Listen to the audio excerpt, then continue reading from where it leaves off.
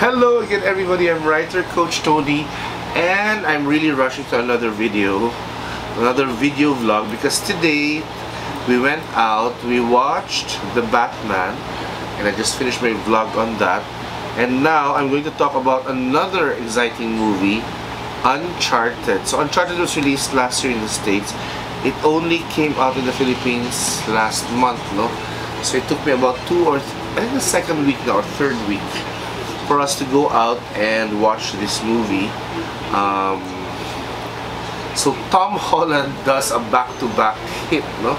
So his Spider-Man is still showing, still drawing in the crowds, and then Uncharted again is drawing in the crowds. So it's been a good year for Tom Holland. Bravo to him.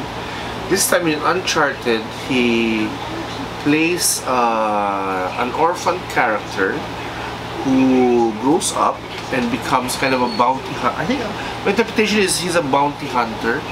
He looks for... he's actually a bartender, but he does side jobs on the side, which are more of kind of bounty hunting, you know, naghahanap ng treasure, and then he's also an expert pickpocket. He has skills which he learned, like maybe picking up locks and then pickpocketing, which could become useful if your job is to become a bounty hunter.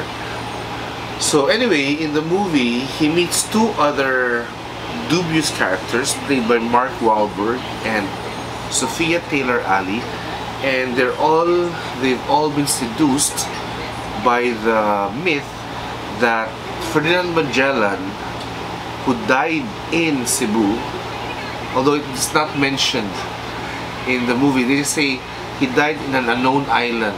Unknown island. Cebu is an unknown island. So anyway, he dies in the Philippines, and then in the movie they said Elcano returned to Spain but did not bring the gold. So the premise of the story is they left the gold in the Philippines.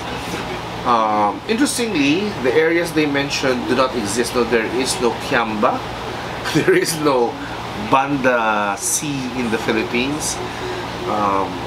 If you look at that, I think they shot it in... It looks like Halong Bay actually in Vietnam, but if this was done during the pandemic, so I think Thailand and Vietnam would be out of the picture.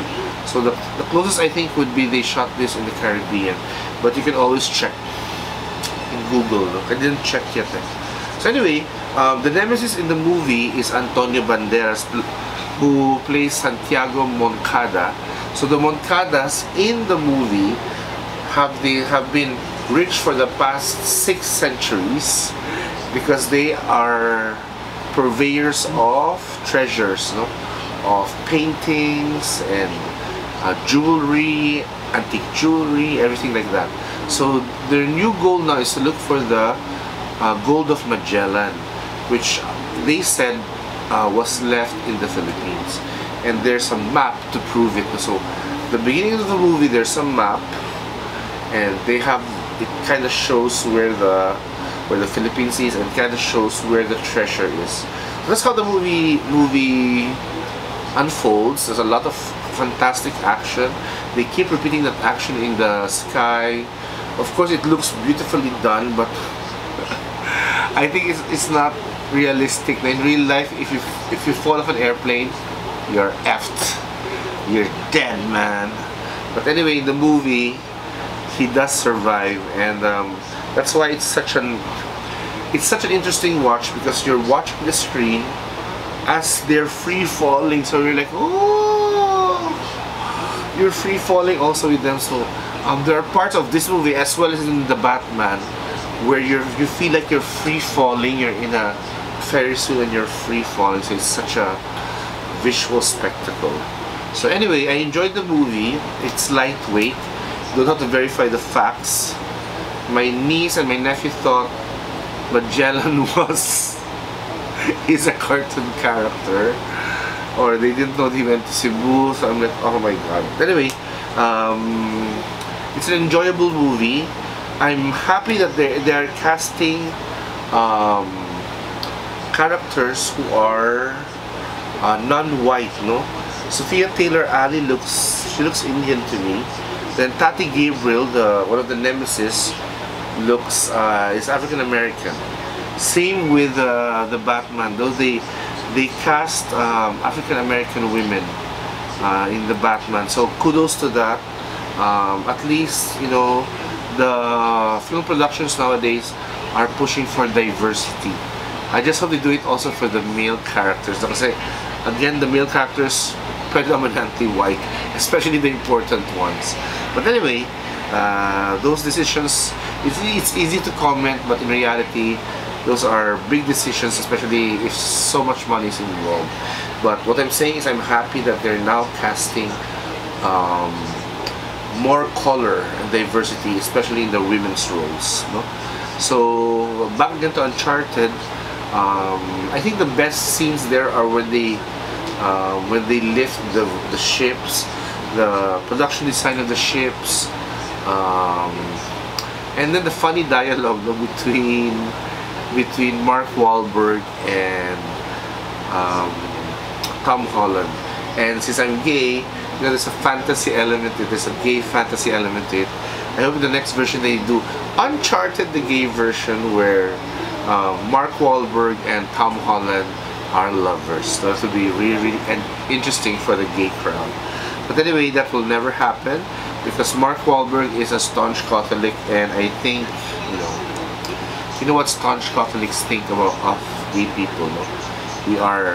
We're evil. But anyway, I hope you watch. Yeah, I suggest you watch the Rotten Tomato score is 41%. The IMDb 6.7%. It's just popcorn fun. The movie is popcorn fun. There's nothing more to it. There's no analysis.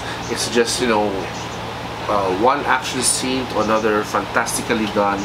I don't even know why they went down those churches in Barcelona, and I wish the nuns had more scenes so it would be more funny.